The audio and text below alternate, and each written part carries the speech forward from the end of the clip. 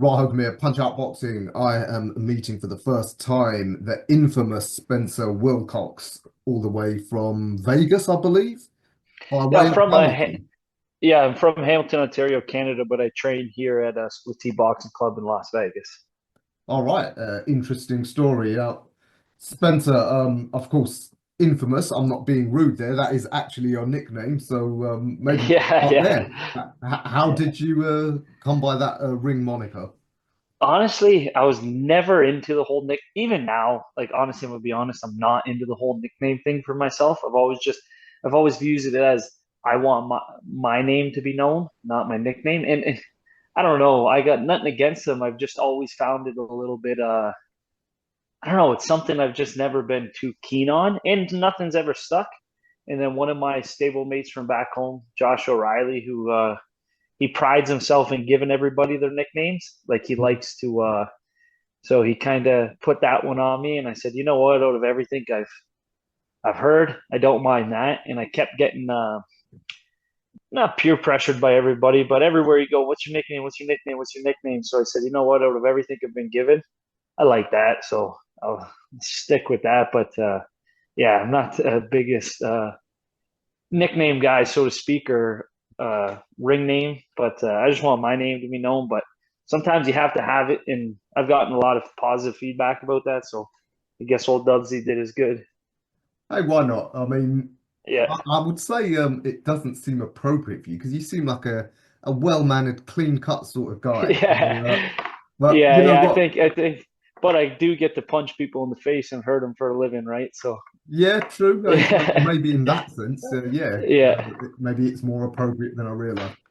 So, Spencer, yeah, you've hit the news of sorts, piqued people like me, fan content creators' interest because you are one of the lucky few to be selected for this massive tournament for prospects, the WBC Grand Prix.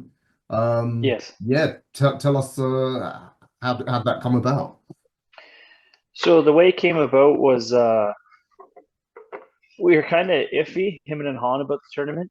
We didn't really know if it was like a lot of sports. You hear a lot of positive news, and sometimes it never goes through. So it was kind of we were on the fence about it. We weren't even going to apply because we just kind of thought, oh, something like that ain't going to happen in this sport because it's boxing's a very hard sport for because of politics and how everybody's kind of their own business or so to speak.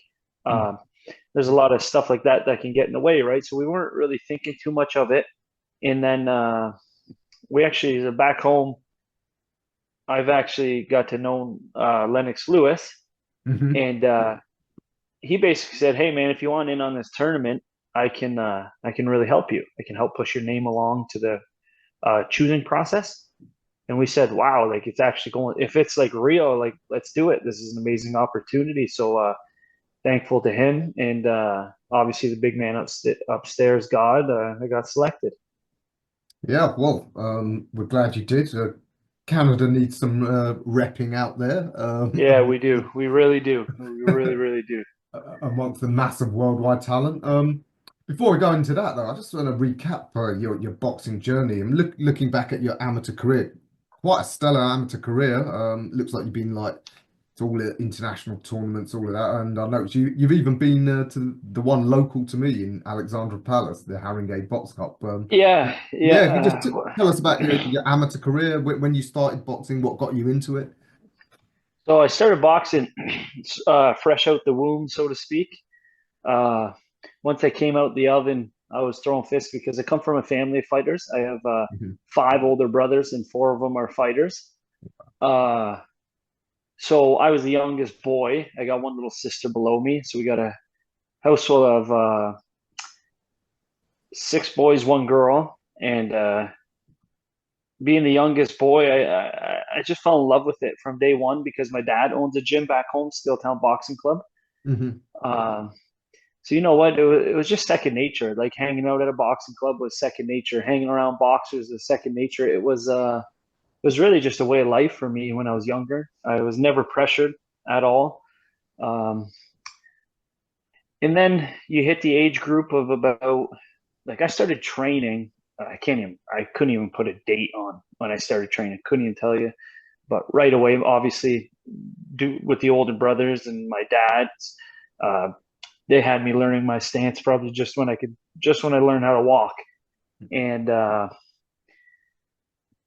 started, what age was it? In Canada, you can't legally fight till you're 10. At the Mhm. time, sorry, at the time you couldn't legally fight till you're 10. So we may have fibbed about my age a little bit. So I got to fight a year in advance.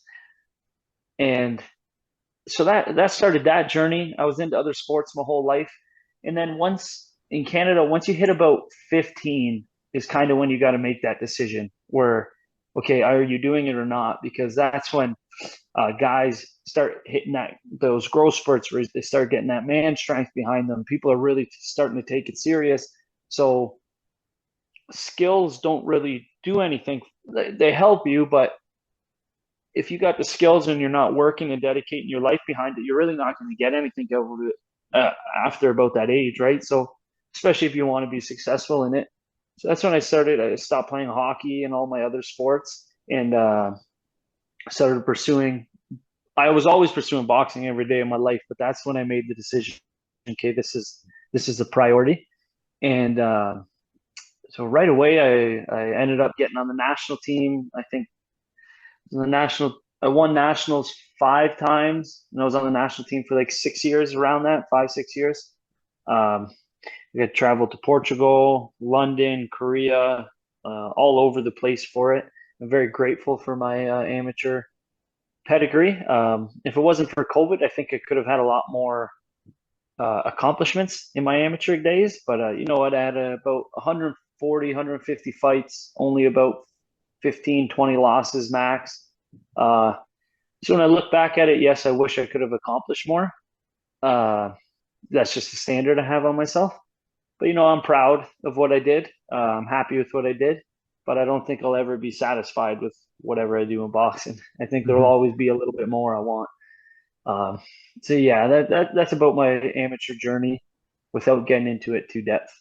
Did you have aspirations to go to the Olympics? Yes, yeah, for sure. That was like every amateur boxer. That was the main goal. So I got to experience the Youth Olympics in 2018 in Argentina. I placed fifth there. That was a great experience in my life. I was the first Canadian to ever do that.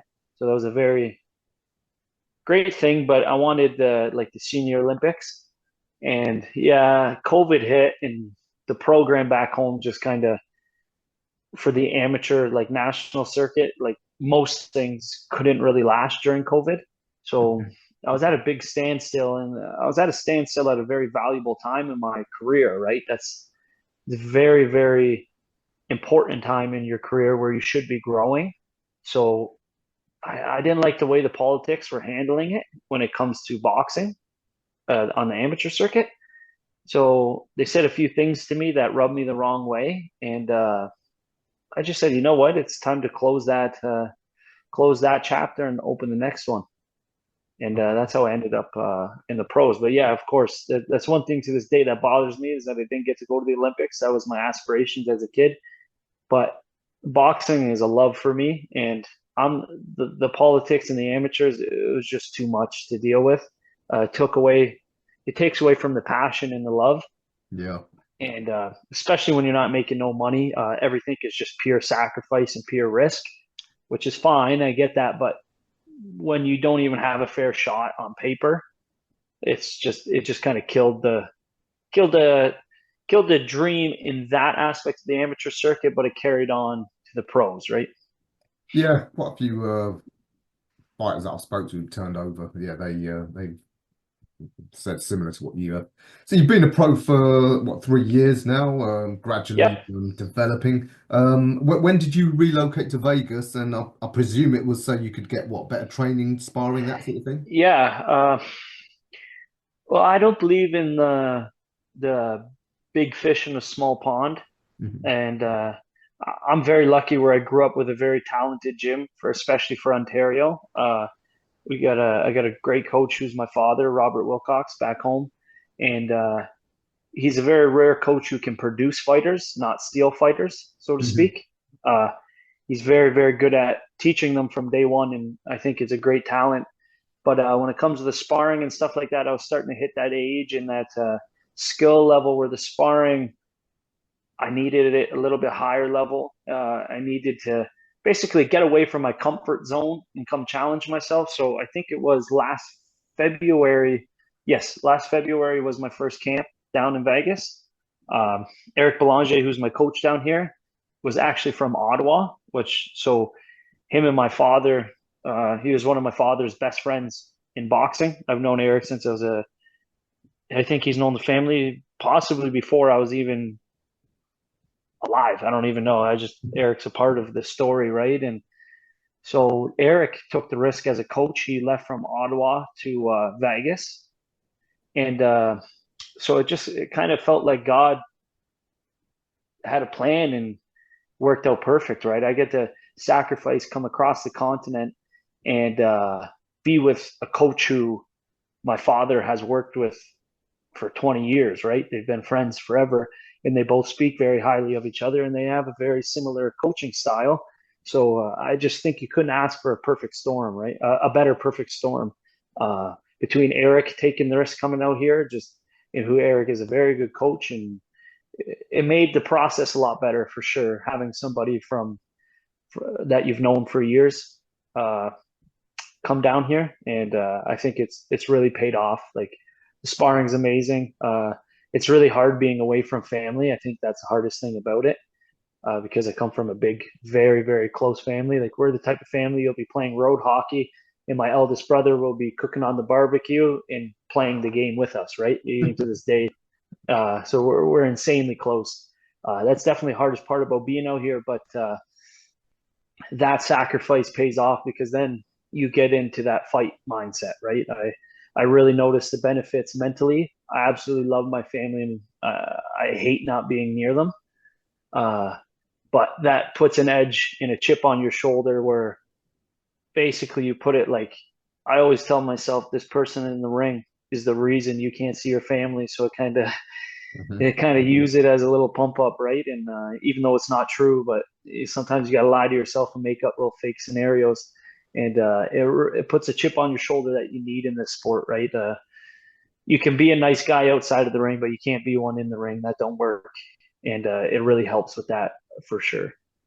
Absolutely. I've heard a few Brits who've gone over to America.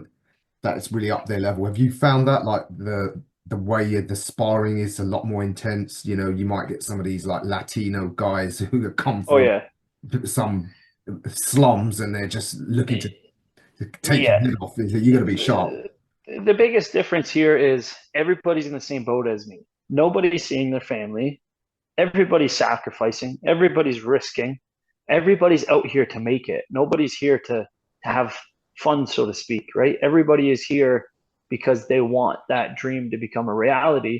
So they have that chip on their shoulder as well. So no matter how, one thing, the biggest difference is back home, if I crack somebody real good or I'm doing real well, it's very hard for them to take away my rhythm, and you'll see their rhythm go down, so to speak. Hmm. You'll see them kind of start defeating themselves. But here, nobody does that. You could be laying an absolute beating on somebody, but that switch does not flip in their head. They don't care.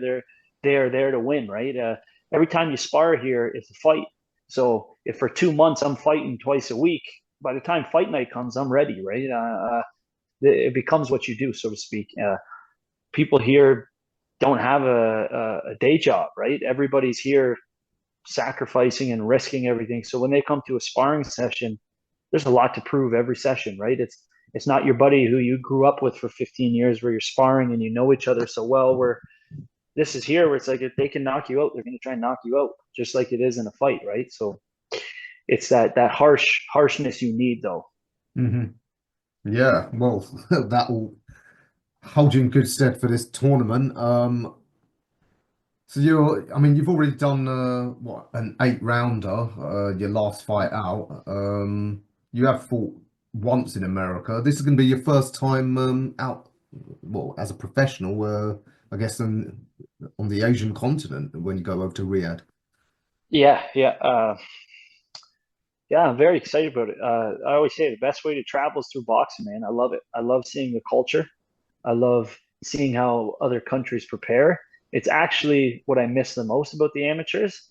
And this tournament brings me that excitement back, right? It's got that amateur feeling to it with a lot higher stakes, though. And that makes it very exciting for me because it was the big thing I missed in the amateurs was traveling, getting to see the other cultures and experience their mind and their way of thinking when it comes to boxing. So this brings that back, right? And at the end of the day, same thing though. I'm not there to be a tourist, right? Mhm. But even just watching the fights is more than enough, right? I love traveling for boxing. Yeah. Have you scoped out any of the potential opponents? Because there's what, 32 of you in each division. Yeah, I've kind of got the mindset where I'm treating this. I'm going back to when I was an amateur. You know what I mean? Like Mhm. mentally, there's 32 guys. I'm only fighting one guy at a time. There's literally no need for me to go look at the other talent on the roster. I know what I signed up for. I know these are going to be the best prospects the entire world has to offer. Every fight's going to be hard. So there's no point in me watching somebody I'm not fighting yet. At the end of the day, it's single elimination. Mhm. So if I lose, I don't care about the other guys, right? It's about worrying about who's in front of you, who's your first task at hand. And I kind of made a deal to myself where I'm not looking at a single other name. I'm going to not look at no tape unless it's the person I'm fighting. I don't even really care to look at my bracket. I just want to know who I'm fighting, and I'll study from there. And then once that fight's done, I'll know who I'm fighting the next time, and then I'll watch somebody else. I try to stay off social media. People can make themselves look real good on social media, Mhm. and I've never been a big fan of.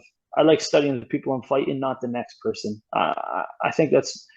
I've seen that go south too much in boxing. I've seen too many people get ready for the next guy instead of the guy in front of them, and it backfires quite a bit. And with this tournament, it doesn't.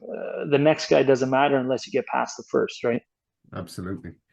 Yeah, and I guess with your stellar amateur background, you've experienced most styles. I mean, yeah. So these guys you're coming across, they're going to be from all over the world, but you've already seen pretty much all styles. Is that fair to say? Yeah, yeah, exactly, right. It's a little bit different with the longer rounds, but yeah, for sure. That's why right now we don't have the opponent yet. So we're sparring southpaws, we're sparring short, stocky guys, tall fighters. Right now we're just sparring anything that comes our way because right now we don't. They haven't announced the draws, so we don't know who we're fighting. So we're just preparing as if we're getting ready for any style that can come out, right? So. Do you know anything about the like format? Like, have they said anything about is there going to be like a big draw televised, or do you know how many rounds it's going to be? Yeah, so I think so they call it phase one, phase two, quarterfinals, semifinals, and finals. Uh, that's how they have it written down fight wise. So Hmm. phase one and two are six rounders, and then after that it goes to I think quarterfinals and semifinals are eight rounders, and then I think the finals is 10. So when it comes to draw, I know nothing. That's why it really does remind me of the amateurs a lot. So there can't really overthink and look into stuff too in depth right now. I'm just worrying about what I do in the gym, Hmm. and yeah, I can't. There's no benefit to sitting there overthinking and trying to research everything. Uh, it's a risk, you know what I mean? So you got to take this risk really serious. That's how I take it. Yeah, absolutely. And you're going to be in the super lightweight division, which Yeah. is a hot division. Um, yeah, I mean, I was looking at a lot of the top fighters in Canada. There seems to be quite a few around your weight class. Have you encountered any? Have you sparred any? Or and just No. generally, what are the top guys My you sparred? Yeah, I think most of the top guys, you got like Arthur, Steve Claggett, like most of those guys are out of Quebec, Hmm. and Quebec's like 7 hours from where I live. Uh, So I haven't got to move with them too much because when it comes to the serious sparring I've been doing it here for the past year. Uh, but I watched those guys all throughout the amateurs. By the time I was capable of fighting in the senior division, where it's 18 years old and above, most of those guys were already pro. So I haven't ran into any of them in the ring. Hmm. Okay, but obviously you've got this tournament fully focused, but you know what us fans are like. We love speculating.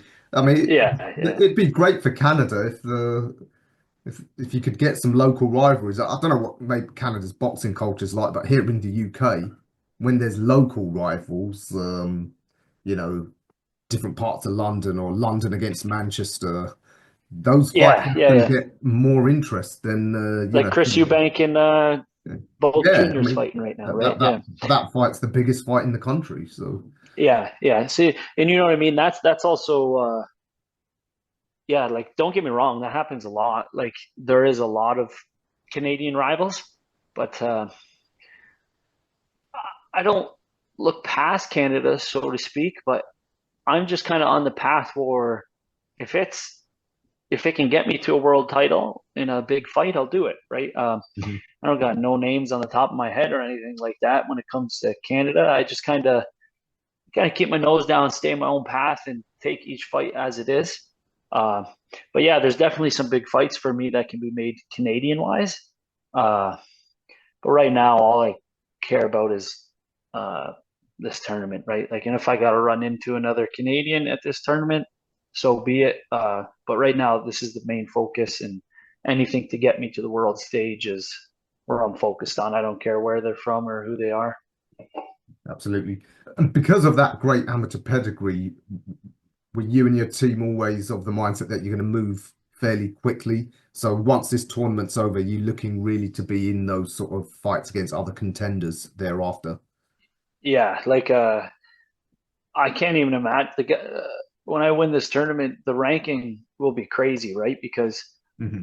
as the tournament goes on, everybody who's beating each other, their ranking is going to go through the roof, right? Because you're going to be beating other high level people. So by the time this ranking's done, I think I'll be right knocking on the doorstep. Like, there's no way I won't be at least on BoxRec like top 20 in Hmm. the world. Like, if you have 5 fights in a row and you beat 5 top guys, like, you're going to be up there, right? Like, the ranking is going to be sky high compared to what it is right now, right?